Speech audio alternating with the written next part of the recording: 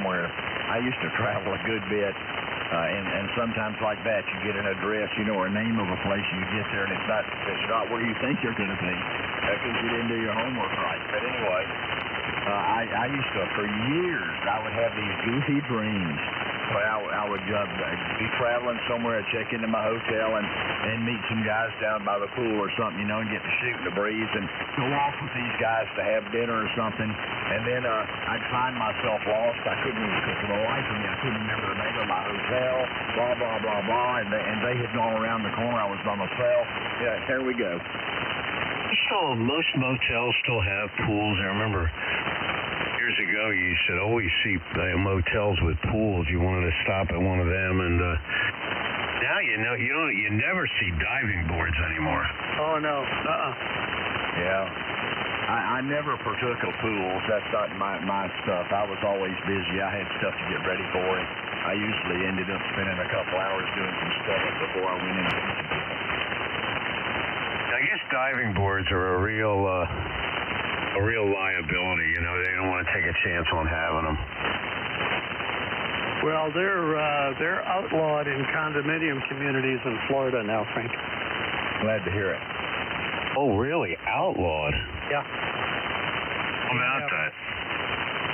Because one of my buildings in Lauderdale had originally had one, and it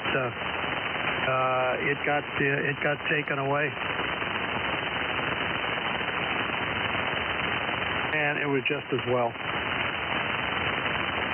Yeah, well, it's now what some of those places are doing that had them, they had, one end of the pool would be deeper than the other. I know several where they had the pool drained and filled in that lower section, where the entire pool was maybe like 5 feet deep.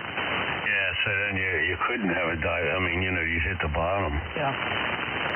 It's funny you're talking about stuff like pools and liabilities and all that. I watch a lot of those old highway patrol shows on the TV. I taped them with Broderick Crawford and all. And some of them that have kids in the episodes, like you're riding bikes or doing things, and it wasn't unusual back in those days for somebody 10 or 11 or 12 years old to be hitchhiking and get a ride from somebody and talk to strangers and have a stranger bring them home and stuff like that. I mean, you could never do that today. Oh no, shouldn't have done it then. Well, yeah, but still. I mean, kids riding bikes all over the neighborhood. They go far. They do this. They do that. My God. I mean, I'm just wondering what a millennial kid would think of that today. It's like, that you could actually do things. Of course, it was dangerous then, but I don't think as miles and miles away from home, and I hitchhiked. I did all that stuff. Sure. I just wonder if I could be sitting next to a younger person. I guess my son, he would know, I guess, but to sit there and figure that this is really, they're not making this stuff up. This was normal life back in those days. Now, of course, people would be abducted. You read about that stuff would happen, but I don't think it would happen to the extent that it happens today. And or maybe it did, and people just, let their kids do it anyway. I don't remember the parent side of the issue back then. Well, communication wasn't what it is either. Yeah, that's true too. The world was a much, much smaller place. Yeah. Many more inhabitants. W4GB at that time. W2SDR. W4KR. K4GB. My world was within 2 or 3 blocks of my house. That was my world. Today, your world is the whole world. Yeah, my world was 4 or 5 years old. I remember that it was okay to me. I just told my mom I wanted to go down to David's house, and David lived a block away down the street, or I'd be going over to, somebody else's house. It was a block the other way, but it was I had by myself. She never thought anything of you. That kid going out walking a couple of blocks, and that was houses on half-acre lots and big oak trees, and kind of like you see in a suburb, most any community. And boy, you wouldn't let a 4-year-old go out by themselves to go walk around the block these days. Well, a 4-year-old, I would never let a 4-year-old, I don't care what era it was, a 4-year-old to walk around the block? No, I guess I wasn't 4. I remember doing that distinctly when I was 6. I had started school. I had some street smarts about me, I guess, a little bit. But even so, you just, if you did that today, somebody would be calling the cops. I just went out and saw this kid. He was walking alone down the street. You better get somebody over here. Our elementary school in the city of Detroit was 9 blocks away from our home, and about the middle of the 2nd grade, from there on in, there was only one way to get there, and that was walk. Well, we walked to school, and I remember safeties. I used to be a safety. They had kids as crossing guards and safeties. Kids would do it. Sure. Yeah, that's when I was a crossing guard when I was in I was really young. I don't remember when it was. Probably 6th grade or so, David. Safety patrol. There was a little group of kids who were trained in all of that, and they would function as little crossing guards. I remember doing that for a year or two. Yeah, we had those little big long poles that we would put out with the flags on them.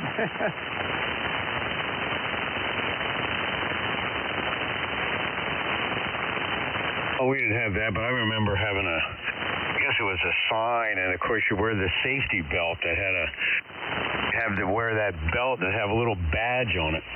Oh, yeah. Had a little badge. I thought it was really something. You were cool. Let's see. And what did you do with that safety belt when you were in class? It was hanging off your belt, wasn't it? Yeah, I mean, you wore that with pride. That's right. That belt was wound up and hanging off your belt. Yep.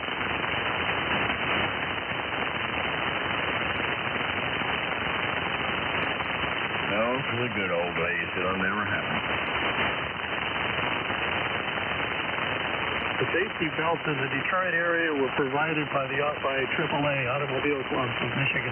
That's what I thought. I was trying to figure out where those things came from, and as soon as you said that, I remember it now. Yeah. Ours came from AAA, and they were orange. They were orange, either yellow or orange. I forget which. But they were. You were in if you were in that club. I seem to remember ours were white. Oh well, different places. Ours was white. The safety belts were white. They may have been. I got to think about that some more. Yeah, ours were white. It's like my son says, and I've seen it too. Only in inner cities and lower income neighborhoods you still see kids playing outside in the street and baseball and basketball and stuff. But in the more upscale suburban neighborhoods, you never see them outside. Because they're all sitting back there sliding their fingers around their little screens. Which is a really important thing to know how to do, however. I remember getting spanked by neighbors before. I grew up when I was very young in Philadelphia in row houses, in a city neighborhood, and everybody was your parent on your block. If they saw you doing something wrong, so you had about 15 or 20 parents in your 1 or 2 block area. Yeah, and you knew damn good and well that if you got bad out of line, that lady would tell your mother just what you did. You better believe it. Some of them little old Italian ladies, man, they don't miss a thing that goes on in that neighborhood. Oh, no. You mean the little old ladies who pull the curtain aside and peek out? When I was over in Italy, used to go for a walk early in the morning, just after sunrise. It would be daylight, and I would be walking around the village at a regular route. I went about a mile loop. And I can't tell you, I'd look over the house, and the curtain would be pulled back about 2 inches, and the little old lady would be watching that stranger, buddy. I got to get some more. Well, where's Brian and Ernie this morning? He must have had a hot date last night. Oh, there's Ernie. Well, Ernie, roll over and wake up Brian. Pretty funny. I'm sitting here, I got a cold and a sore throat. I'm just sitting here listening. Oh, okay. I want to get some more coffee. I hope you feel better, Ernie. somebody told your mama something that you had done, she would believe the neighbor, not tell the neighbor she was going to call the cops because she was harassing your kid. Well, it's like the teacher. You know, I went to Catholic school. I get hit by the nun. I get beat twice as hard when I got home. Oh, man.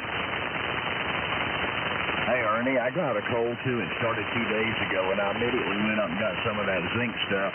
Coffee. Stuff up my nose and a little dissolve it in your mouth tablets, and it sure made a difference how I feel. That stuff works great. I like it. Well, it could be, but mine started a couple days ago with a little tickly throat, and then by the next day I had a little tiny bit of irritation starting in my bronchial tube, so I got with the program, and we'll see. I think it helps. I think it works quite well. It seems to do what they say it does. Frank, someday when our paths cross, and I expect eventually they will, I'll show you the little skin groove in one of my left knuckles administered by Father Fillion. Did you get spiked on the hem of the ruler? I did. Mr. Christine spiked the palm of my hand once.